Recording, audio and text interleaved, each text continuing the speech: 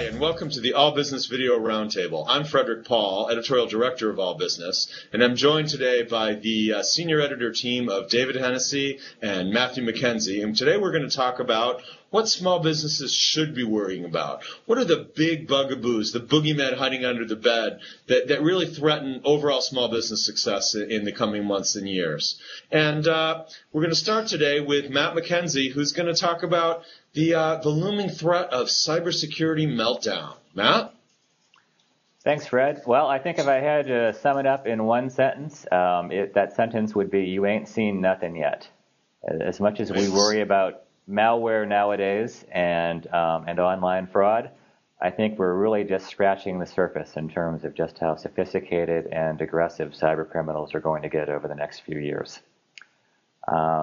So, Matt, does that mean that they're likely to target you as a small business? There's likely to be some grand event that your business gets caught up in, or exactly how does that translate into a threat for small businesses? Fred, I really don't see a cyber apocalypse coming in terms of some grand event that's going to take down the internet or send planes falling from the sky. I think it's a lot more likely that we're going to be suffering death from 10,000 tiny cuts from things like, well, a great example would be the continuing rise of malware designed to steal online banking credentials. Why is that a problem for small business? Because when this happens to a consumer and their checking account gets cleaned out, the bank is required by law to cover their losses as long as the consumer hasn't been grossly negligent, which is almost never the case.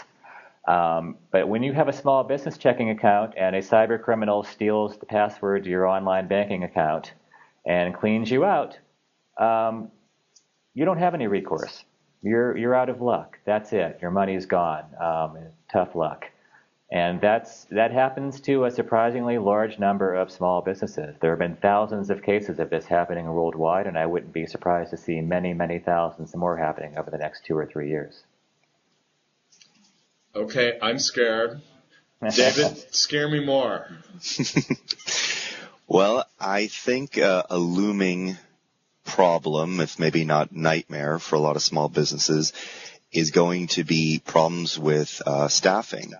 I think that for the past couple of years, it's definitely been an employer's market when it comes to hiring and firing. But when and if that changes, you may be losing some of your best people, or at least at risk for that. You know, a lot of your employees, and probably some of the best employees you have, may just be sitting put because there's nowhere to go. But when hiring opens up, they may take off. So you can't risk that. you've got to look at your staff. You've got to figure out, are your employees happy? How's the morale in your small business? And, is your salary you're paying them fair? It's not all about salary either. There are a lot of ways that you can raise morale and increase the happiness of your staff that doesn't cost much money, or sometimes doesn't cost any money. AllBusiness.com is actually a great source for a lot of these tips. And I think it's something that all small business owners need to take very seriously, and now. I've seen studies that say that up to 70% of employees are ready to switch as soon as the economy makes new opportunities available. You look at it that way, out of the three of us, only one of us is staying.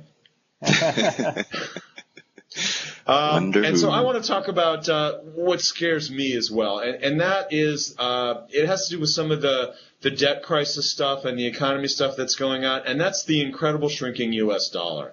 What you're seeing is a gradual but seemingly inexorable weakness in the U.S. dollar, and that means it buys less, it's worth less compared to other currencies. That means that anything that's imported is definitely going to cost more. It means interest rates might cost more if you need to borrow money, and I think this is a huge threat to companies who may be operating on razor-thin profit margins as it is, don't have a lot of pricing flexibility to raise their prices. but who are subject to possible big increases in the prices that they pay for imported raw materials and subproducts that they need to buy to make what they're doing. And I think that's a huge issue for a lot of companies out there. There's not that much you can even really do about it. You can lock in supplies for a while, but not forever. And it's a huge issue. If you can hedge your savings in international currencies, that may be something that you want to do. But overall, there's really not that much you can do except be aware of the possibility. So, are you scared yet?